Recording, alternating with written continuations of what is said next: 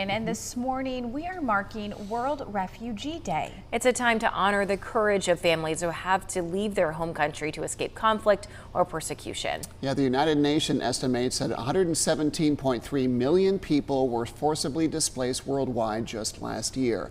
About 40% of those are children younger than 18. But you can help do something about it. Here to tell us more is John Musser with World Relief Triad. They're holding a festival this Saturday in Winston-Salem. John, welcome, and thanks for being with us today. Thank you so much for having me. A privilege to be here. Well, thank you, and glad to have a local tie for this. So tell us, how does refugee resettlement work? What is the process, and who are you helping?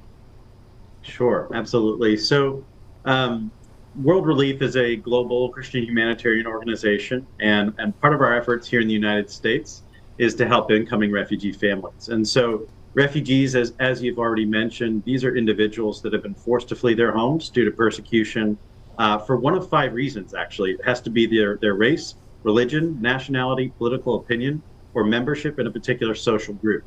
And so that specific legal designation is utilized by the UNHCR, the United Nations High Commissioner of Refugees, in identifying refugee families abroad.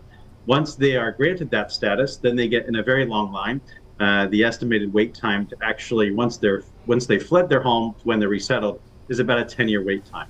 Wow. And so during that time, they're living in instability. Some are living in refugee camps around the world where they're receiving UN humanitarian aid, which is basically food rations and living in a tent, typically in the middle of nowhere, because these are areas of the world that they don't want these large populations that have fled to be integrated into local communities or neighboring countries. And so as they're waiting and being vetted by foreign governments, the United States being one of those, the State Department is involved in that vetting process. And then once they are secured and ready to go, they are given permission to come to the United States and are then paired with a refugee resettlement agency, World Relief being one of 10 that works with the U.S. State Department in doing that work. So we're seeing families from around the world. The top 5 countries of origin where refugees are fleeing from include places like Syria, Ukraine, Venezuela, Sudan, Afghanistan, and many others, but those are some of the top countries of origin. Well, John, what are you seeing as the challenges and opportunities for those newly arrived refugee families, specifically here in the Triad? Sure.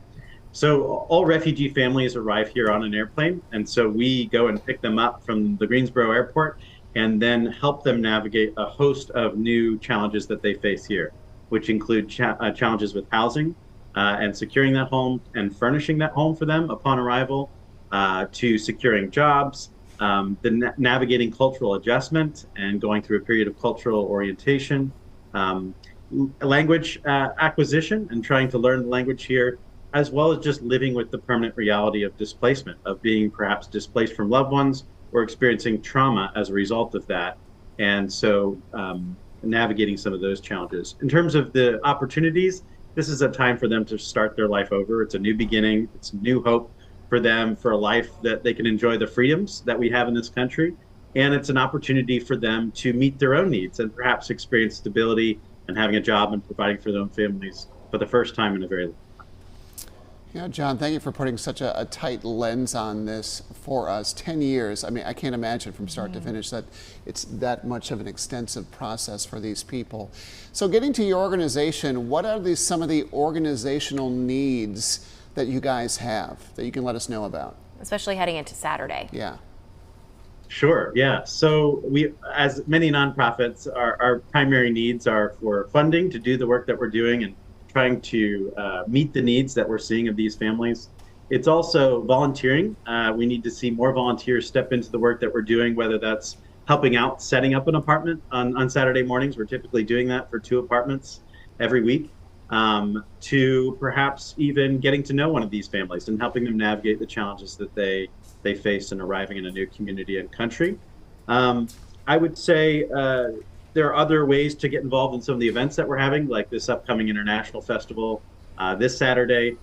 This is just a free event to celebrate and to recognize the unique contribution of these refugee and immigrant families that are in our community. And so it's free food. It's from all around the world. There's some fun stuff for the kids, inflatables and other things, but just a time for our community to come together and celebrate the unique contribution of these individuals. Wonderful.